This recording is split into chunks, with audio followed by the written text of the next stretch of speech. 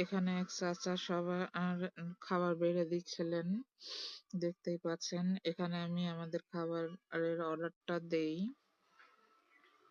দিয়ে টেবিলে যাবার জন্য সময় হাতটা ধুয়ে নেই।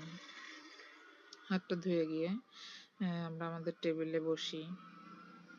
কিছুক্ষণ ঘোরাফেরার পরে টেবিলে আসি।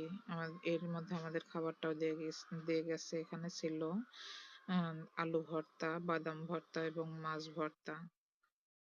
এছাড়া আমরা ডাল ভুনাটা নিয়েছিলাম এবং গরুর মাংসের লাল ভুনাটা নিয়েছিলাম। মূলত আমরা যাই এখানকার কালো ভুনা খাবার জন্য, কিন্তু আমরা যখন যাই তখন কালা ভুনাটা রেডি হয়নি।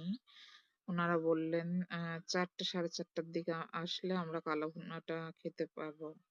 যার কারণে আমরা আপাতত এই দিয়েই খাবার শেষ করি। এখানে টেস্টের কথা যদি বলি, একেকজনের টেস্ট একেক রকম। আলু ছানাটা ছিল বাড়ির মতনই আলোচনা করা। বাদাম ছানাটাও আমার ভালোই লেগেছে। কিন্তু মাছ ছানাটা আমার এতটাও ভালো লাগেনি সবাই যতটা বলে। কারণ আমার মনে হয়েছে মাছটা গতকালের বাসি মাছ দিয়ে ছানা করা।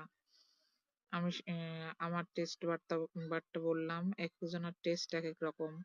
সবার কাছে ভালো নাও লাগতে পারে, আবার অনেকের কাছে ভালো লাগতে পারে। কিন্তু এখানকার মুড়িঘন্ট ডালটা ছিল অনেক মজার। আপনারা চাইলে ট্রাই করতে পারেন। আমি একে একে সবকটা ভর্তা ভাত ট্রাই করি।